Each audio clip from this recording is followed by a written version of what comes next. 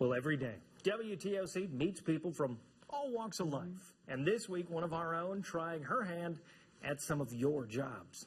Well, traffic reporter Alexandra Vitale guides you through traffic crashes, congestion, and construction each morning on Daybreak. Her job saves you time and trouble when you hit the road. Well, today, you'll see her work on the water as a South Carolina shrimper. We all love to eat shrimp. Box is full. But how many of us actually understand the hard work associated with catching these tiny creatures?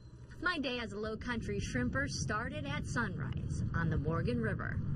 We left the docks of the Sea Eagle Seafood Market in Beaufort and headed out to meet the Palmetto Pride. Craig Reeves served as our guide and gave us a lift in his oyster boat. He's been in the seafood business all of his life. The morning was majestic, very calm, making the trip to the Palmetto Pride a short one. It's a beautiful day to go shrimping. We're heading about 2 or 3 miles offshore this way, and we're hoping to catch about 500 or 600 pounds of shrimp. We'll see how we do. Now we're going to go out to Hunting Island, and we're going to work something called the 2-mile slough, the flat, and then you'll see Hunting Island Lighthouse. So we'll be basically working offshore of the state park, Hunting Island. Soon, the 4-man crew rigged the nets and lines to test the water, which is a very important first step. The process is what we call trailing the nets. So we're going to tie our tail bags, we're going to trail the nets behind the outriggers, behind the doors, and then we're going to basically let them out, let the rigs out, and they'll go about 300 feet behind the boat, and they'll trawl the bottom for 2 to 3 hours, and then we'll wind the rigs back and just repeat the process. We'll pull the tail bags in, dump the shrimp out on the table, and then you get to get your hands dirty sorting the shrimp. After 3 hours of dragging the bottom, full shrimp nets dumped our catch onto sorting tables. So you notice the speeds and the difference of the speeds of how you guys are and how I am. I'm much slower than you guys are. Oh yeah, well you're doing fine. Thanks.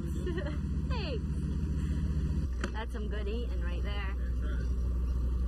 We kept the shrimp, but threw back other critters like fish, crabs, stingrays, and sand dollars. We even pulled in a baby shark. We tossed the unwanted catches overboard and created a free buffet. Birds and dolphins followed behind to grab a quick and easy snack. Once the crew filled the coolers to capacity, we head back to Beaufort. This is all the work I did today. You ain't made much money. I did not make much money. But the hard work didn't slow down. Shrimpers turned into tightrope walkers, securing the nets and rigging. That was one task I could not and would not want to do.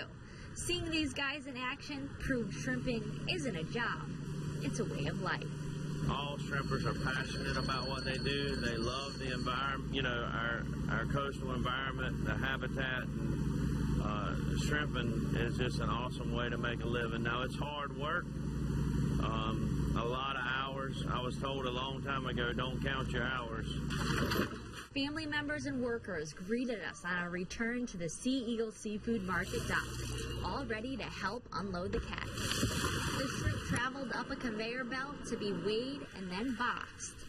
The fresh shrimp was quickly on its way to restaurants and businesses all across the Lowcountry. The Reeves family built their business on seafood and hard work. I experienced that firsthand. They've been around for nearly 50 years, and I expect they will be reeling in fresh catches for many more decades. Along the Morgan River in Beaufort, South Carolina, Alexandra Vitale, WTOC News. Well, tomorrow, Alexandra trades in her shrimp net for a hairnet. She goes behind the counter of one of Savannah's most famous places. Find out if Alexandra has what it takes to work at Leopold's Ice Cream on Broughton Street.